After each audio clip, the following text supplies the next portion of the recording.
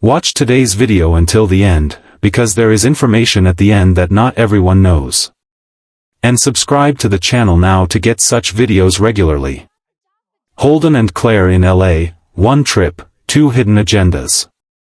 The spoiler photos for the Monday, February 9, 2026, episode of The Young and the Restless focus on drama going down in two cities, Genoa City and Los Angeles. The Newman siblings gather together for a meeting of the minds. And Holden and Clare arrive on the West Coast, ready to work on their own agendas. In Genoa City, Victoria, Amelia Hayley, Nicholas, Joshua Morrow, and Adam, Mark Grossman, have had an all-hands-on-deck mentality as of late. They've had to since Kane, Billy Flynn, triggered the fall of the House of Newman. Kane and Phyllis, Michelle Stafford, have moved into their families' offices, and it's not a shock to find the siblings together probably trying to figure out a way out of this mess that Victor, Kane, and Phyllis have created. In addition to a decimated Newman Enterprises, Victoria, Nick, Adam, and Nikki, Melody Thomas Scott, have to deal with Victor, Eric Braden, leveraging Kane using the so-called disappearance of Lily, Crystal Khalil, who recently announced something special, and their kids. They have also discovered that Mariah, Cameron Grimes, kidnapped Dominic, Ethan Ray Clark. And, according to YNR spoilers, Victoria keeps a watchful eye on Nick. In a few months, he has experienced emotional, psychological, and physical trauma thanks to the return of the diabolical Matt Clark, Roger Howarth, YNR's January Performer of the Month, and what's going on with his family's company. But there must be a reason why Victoria wants to keep an eye on her brother. What does she notice? In Los Angeles, Holden, Nathan Owens, and Clare, Hayley Erin, have arrived and already look happy. Last time they were in LA, they had fun. Even though they are all smiles now, they are both in the City of Angels to further their own agendas. Holden is there on Kane's request. His boss wants him to track down Lily and the kids, and so that's what Holden will try to do. As for Clare, she is there under the guise of wanting to spend more time with Holden. But her true motive is she wants to dig for more information on Holden and Audra's big secret. The part of the secret they do not want Clare to know. She's looking into the guy Audra, Zuleika Silver, stole money from, who disappeared. The weekly spoilers reveal that Clare hides her ulterior motive for being in LA from Holden. Keeping secrets is not very healthy for a duo that may or may not become a couple. YNR Holden and Clare in LA, one trip, two hidden agendas. When The Young and the Restless sends characters out of Genoa City, it's never just for sunshine and scenery. Los Angeles isn't a vacation spot in soap land, it's a pressure cooker. Deals get made, secrets surface, and people come back changed. So when Holden and Clare board the same flight to LA, fans should brace themselves, because this trip isn't about business meetings or casual check-ins. It's about leverage, identity, and two very different agendas quietly moving on a collision course. On the surface, it looks simple. Holden is playing the role of the calm professional, the guy with a plan, the one who knows exactly why he's going west.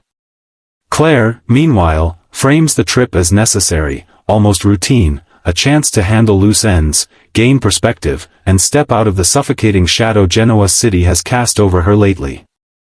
But YNR rarely rewards surface-level explanations. Underneath the polite smiles and shared itineraries, both characters are carrying something combustible. And LA is the worst possible place for it to stay buried. Holden's agenda is the quieter of the two, but that doesn't make it less dangerous. He isn't going to Los Angeles to chase nostalgia or closure. He's going because something, or someone, there represents unfinished business. Holden has always operated with a controlled intensity, the kind that suggests he's thinking 3 steps ahead while everyone else is still reacting. This trip feels strategic, almost surgical. He's not improvising. He's executing. There are strong signs that Holden believes information is waiting for him in LA, information that could shift power back in his favor at a moment when Genoa City alliances are fragile and loyalties are being tested. Whether it's a buried contract, a long-forgotten connection, or a person who knows more than they should, Holden isn't traveling blind. He's following a trail, and trails like that usually exist because someone tried very hard to erase them. What makes Holden especially compelling right now is how carefully he's masking urgency. He's not frantic. He's not emotional. But YNR has been framing him in ways that suggest his calm is deliberate, almost rehearsed. That kind of restraint usually means the stakes are personal. Holden doesn't want anyone, especially Clare, to realize how much this trip matters to him until it's too late to stop him.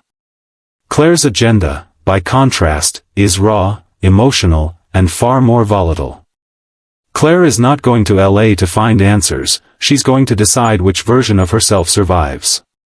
Genoa City has been a crucible for her, forcing her to confront truths she wasn't ready for and relationships that came with conditions she never agreed to. This trip feels like an act of defiance. A declaration that she refuses to be defined solely by the roles others have assigned her. But here's the twist YNR is quietly setting up. Clare may think she's running toward freedom, when in reality she's running straight into the part of her past she's been avoiding.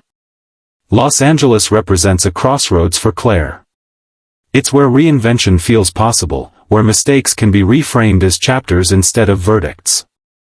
But reinvention only works if you're honest about what you're leaving behind. And Clare hasn't been, not fully. There are emotional loose ends she hasn't tied up, truths she's softened even in her own mind. LA has a way of stripping those defenses away. What makes this trip especially risky is that Clare and Holden are traveling together while operating on completely different emotional frequencies. Holden is calculating outcomes. Clare is questioning identity. That imbalance is dangerous, because it creates space for misunderstanding and manipulation, intentional or not. The show has been dropping subtle hints that Clare suspects more is happening on this trip than Holden is letting on. A glance held too long. A question redirected instead of answered. Clare isn't naive, and she's already sensitive to the idea of being used as part of someone else's strategy. If she realizes Holden's agenda intersects with her own life in ways she didn't consent to, the fallout could be immediate and brutal. And yet, there's another layer that makes this storyline even richer. What if Holden underestimates Clare? YNR has been steadily evolving Clare from reactive to perceptive. She's no longer just responding to crises, she's anticipating them. This trip could mark the moment she stops letting others steer her narrative. If Clare figures out Holden's true purpose in LA before he's ready to reveal it, she gains leverage. Emotional leverage, yes, but also moral authority. And that's something Holden can't easily neutralize. Los Angeles itself becomes a character in this story. Away from Genoa City's familiar battlegrounds, both Holden and Clare are exposed. There are no safety nets, no quick reinforcements, no carefully curated witnesses. Mistakes made here can't be quietly undone. Words spoken in LA have a way of following people home.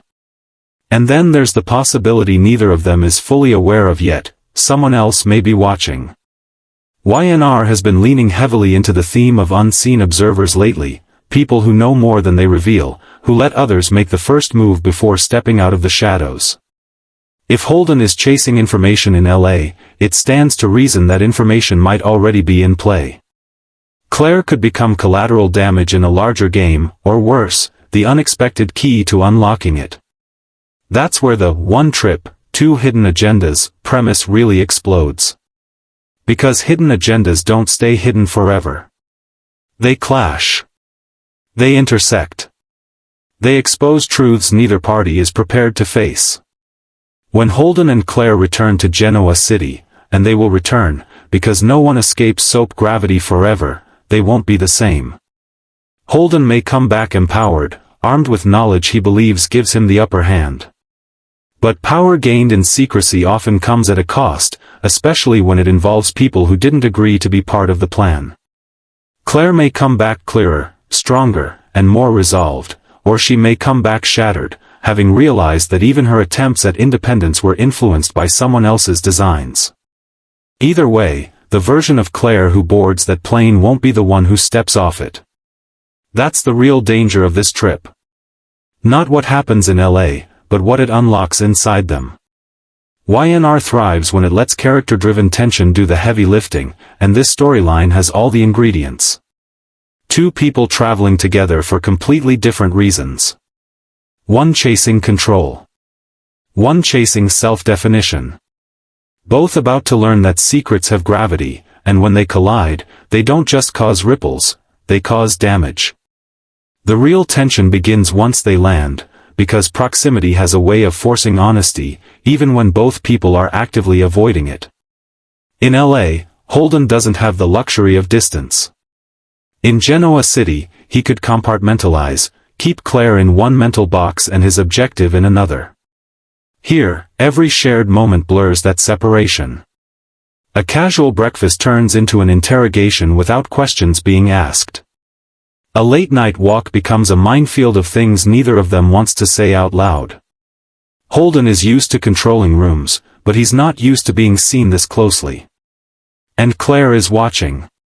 She notices how Holden's phone never leaves his hand. How certain meetings run long without details. How his confidence spikes not after success, but after silence, the kind that suggests something went exactly according to plan. Clare may not know what Holden is after yet, but she knows this trip isn't about her convenience or coincidence. That realization plants a seed of doubt she can't shake. What makes it worse is that Clare starts to recognize the feeling. She's been here before, being adjacent to someone else's agenda while being told she's an equal participant. YNR has been very intentional about tying Clare's current instincts to her past experiences of manipulation and misplaced trust. LA doesn't just offer new scenery, it triggers old alarms. Meanwhile, Holden is running out of time. Whatever he came to Los Angeles for isn't waiting patiently. There's urgency behind his calm now, subtle but undeniable. A missed call carries more weight than it should. A delayed response changes his mood. Holden is chasing something fragile, information that could disappear the moment someone realizes he's close. That's why he can't afford to explain himself to Clare yet. Explanation invites scrutiny. Scrutiny invites resistance. But secrecy invites something worse. Clare begins to test him. Not directly, not yet. She asks questions framed as curiosity instead of suspicion. She shifts plans, suggests detours, changes schedules just enough to see how Holden reacts. And he does react. Not with anger, but with correction. With insistence. With the kind of precision that confirms her fears without ever verbalizing them. That's when Clare stops feeling like a passenger and starts feeling like a liability. From Holden's perspective, Clare's unpredictability becomes a problem. He didn't plan on her emotional volatility intersecting with his strategic timeline. He assumed he could manage both, that his charm, his reassurance, his version of truth would be enough to keep things smooth. What he didn't account for is Clare's growth.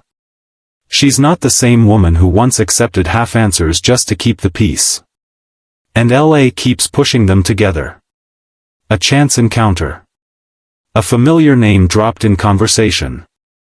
A location that means very different things to each of them. YNR excels at using coincidence as catalyst, and this trip is built on it.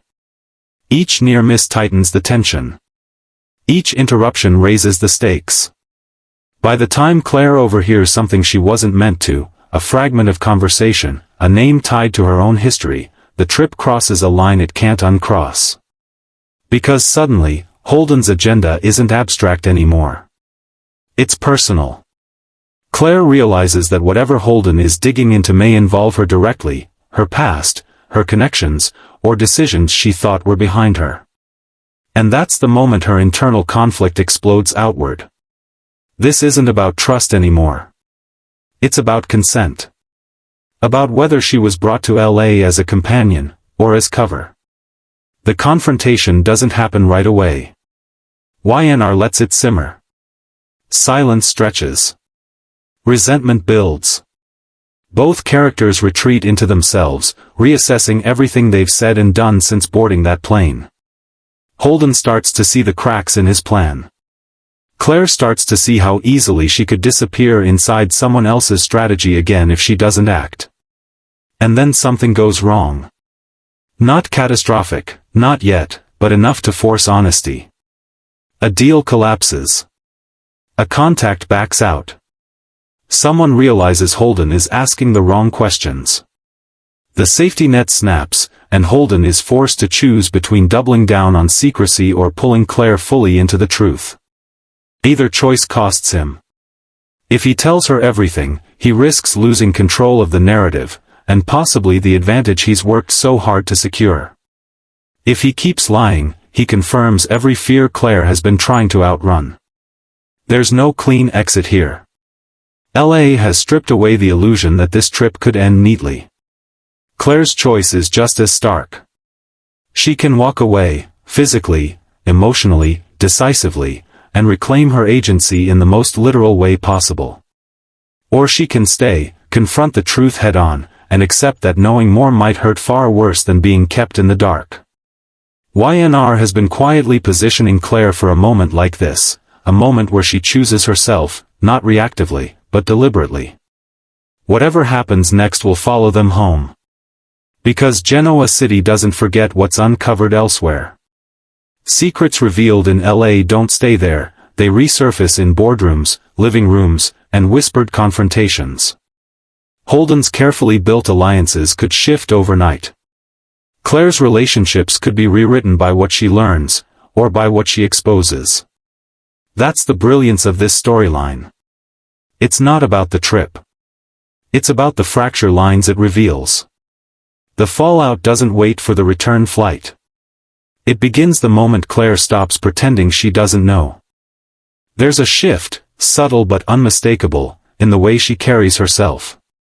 She listens more than she speaks. She watches Holden instead of reacting to him. And Holden feels it.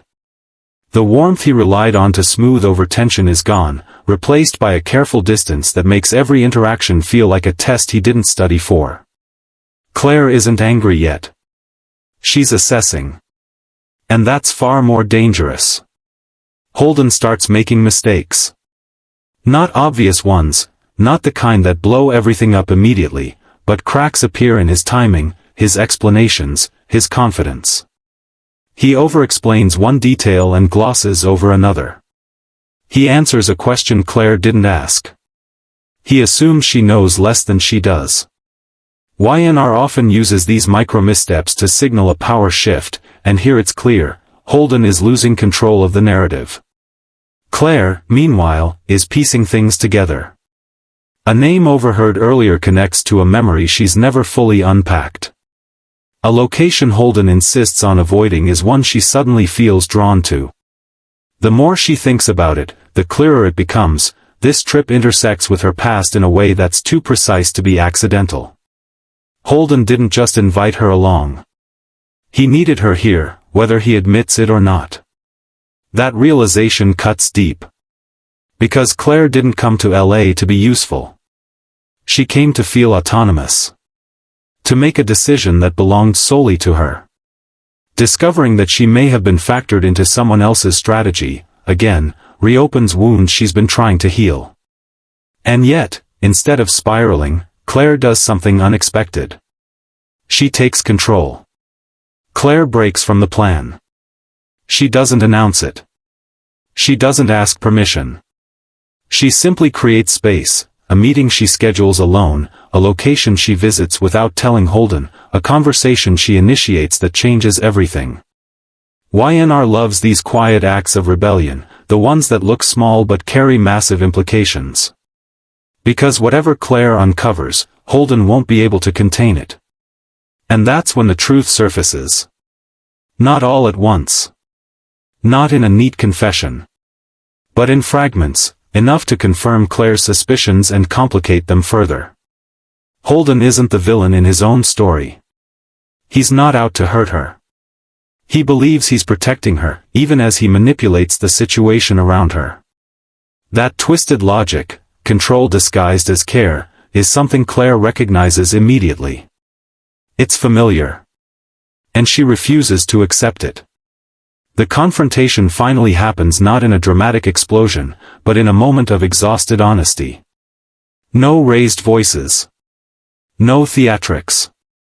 Just two people sitting with the weight of what's been unsaid. Holden admits more than he intended to, not because he wants to, but because the alternative is losing Clare entirely.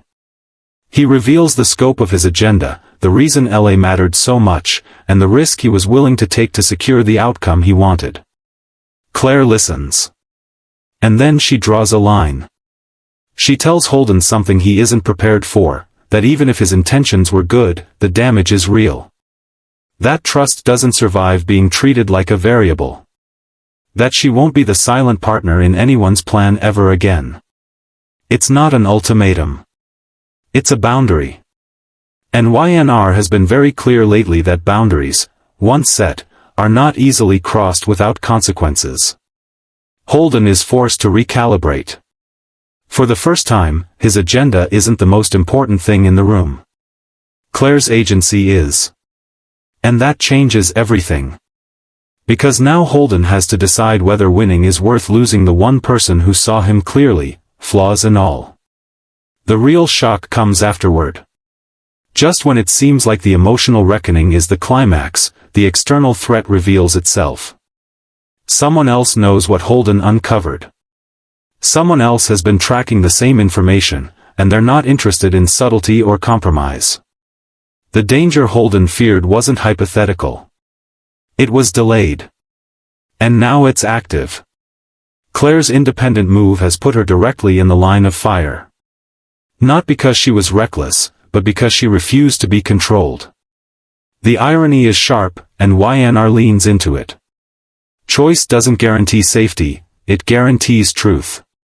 And truth attracts consequences.